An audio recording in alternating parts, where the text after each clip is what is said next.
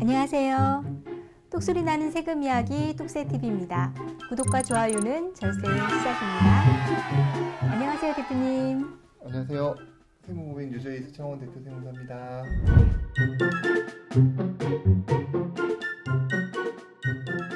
대표님, 오늘은 부가가치세에 대해서 알아볼 텐데요.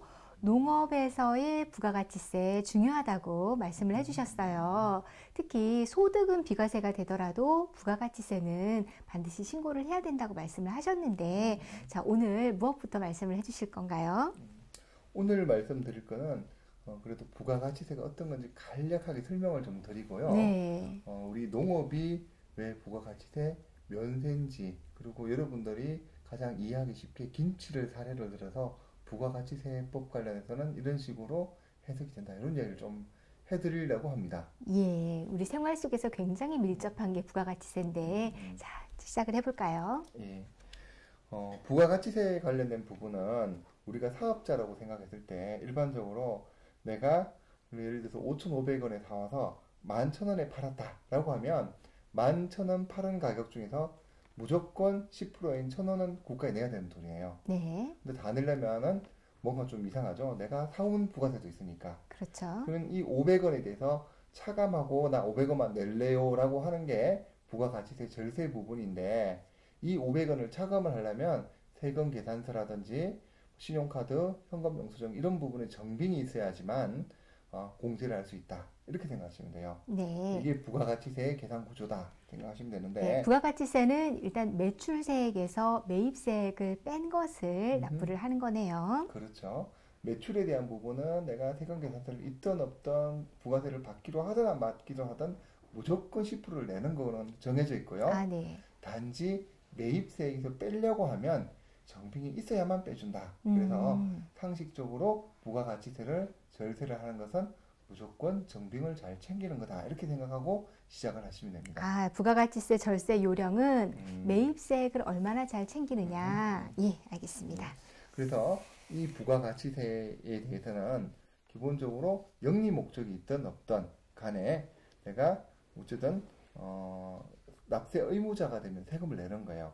심지어는 개인뿐만 아니라 국가 지방자치단체나 법인기 없는 사단이나 이런 부분까지도 부가가치세를 내는 경우도 있다. 네. 예를 들어서 부동산 임대업, 도소매업, 음식점, 숙박업 이런 것을 국가가 한다라고 하더라도 부가가치세를 심지어 낼 수가 있다, 이렇게 생각하시면 돼요. 국가가 운영을 하면 이거 안 내도 되나 싶었는데 그건 아니네요. 그렇죠. 예를 들어서 음식점을 하는데 똑같은 된장찌개를 파는데 국가에서는 이렇게 10,000원에 팔고 민간에서는 11,000원에 팔고, 이렇게 되면 민간하고 국가 경쟁 관계에서 문제가 되겠죠. 그런 차원에서도 예. 부가가치세는 내는 것이다, 이렇게 생각하시면 돼요. 이해를 확실했습니다. 네. 근데 우리 부가가치세라는 것은 돈이 많은 사람이나 적은 사람이나 모두 물건값의 10%를 매겨가지고 하다 보니까 이 부분에 대해서 그러면 이게 좀 공평한가, 이런 부분에 문제가 생길 수 있어요. 그래서 이 세금 관련된 부분을 공평성을 높이기 위해서 모두에다가 다 10%씩 세금을 매기는 것은 뭔가 좀 잘못되지 않냐 해서 일정 부분에 대해서는 물건을 팔 때 부가가치세를 매기지 말자라고 하는 게 있는데, 그게 부가가치세 면세라고 했어요. 그죠? 네. 부가가치세 면세. 그렇죠. 면세는 어떤 거에 대해서 하냐면 꼭 필요한 거에 대해서 하는 거예요. 그래서 기초 생활 필일 재화 영역. 생활하는 꼭 필요한 거죠. 그죠? 네. 어떤 거냐면 우리 농업에서 면세가 되는 가장 큰 이유인 식용, 미가공, 농축수산물 이런 것은 부가가치세를 안 내요. 네. 이런 거라든지 아니면 소금, 수돗물, 여객 운송 용역이라든지 주택이라든지 이런 것들이 생활에 대한 필수적인 재화다. 이래서 부가가치세를 안 내겠어요. 네. 그리고 이제 국민 후생 재화 영역. 자, 아프면 병원 가야 된다라든지 돈이 없어도 교육은 받아야 된다. 이런 거 부가세 매기지 말자. 네. 돈이 없어도 신문이나 아니면 잡지 관련된 부분, 도서관에 대한 입장료라든지 이런 부분들에 대한 부분들은 부가세 매기지 말자. 이런 식으로 기본적으로 꼭 필요한 부분에 대해서는 부가세를 매기지 않는 걸로 해서 없는 사람들도 세금 부담에 대한 부분을 좀 경감을 할 수 있도록 하자라고 한 게 부가가치세의 면세 취지다 이렇게 생각하시면 됩니다. 네. 그러다 보니까 식용, 미가공, 농축, 수산물 우리가 농업이 이쪽이죠, 그죠? 네. 여기에 대해서는 부가가치세를 매기지 않는다 이렇게 생각하시면 됩니다. 면세다. 네. 부가세법 시행령 34조에서는 면세하는 미가공 식료품의 범위에 대해서 정하고 있어요. 어떤 게 있냐면 가공하지 아니하고 탈곡, 정미, 정맥, 재분, 정육, 건조, 냉동, 염장, 포장이나 그 밖에 원 생산물 본래의 성질이 변하지 않은 정도의 1차 가공을 거쳐서 식용으로 제공하는 것으로 한다 이렇게 되어 있어요.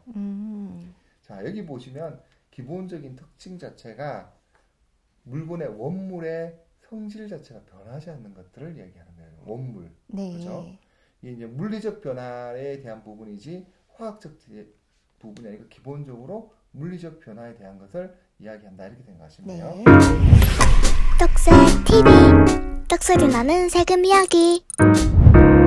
부가가치세 면세 대상에 대해서 시행령 제34조에서 말씀을 드렸고요.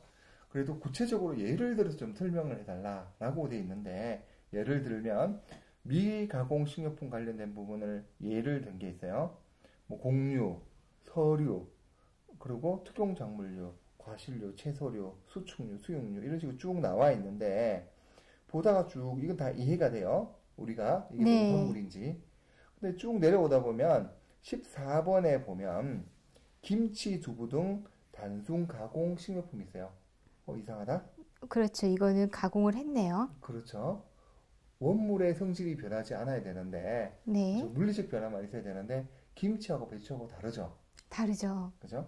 그리고 콩하고 두부하고 다르죠. 다르죠. 그런데 이거는 김치, 두부 등으로 해가지고 단순한 가공 식료품은 부가가치세를 매기지 않는 걸로 돼 있어요.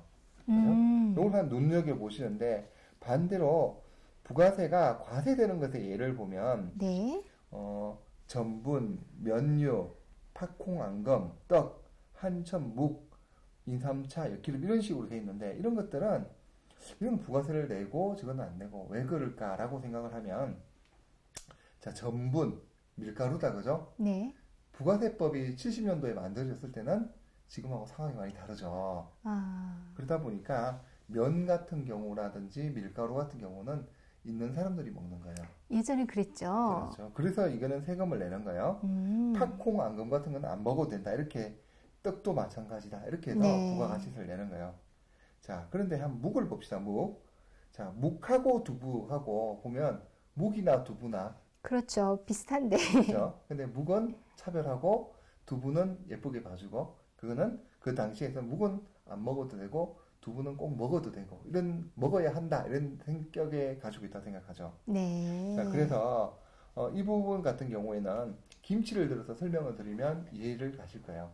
자, 김치라는 원래 그 내용만 생각을 한다면 원래는 어떻게 돼요? 이게 배추하고 달라서 이거는 세금을 내야 되는 게 맞을 것 같죠. 그렇죠. 근데 이걸 70년대에 만들 때 김치에다가 세금을 낸다면 우리 정서상 맞지 않죠, 그죠?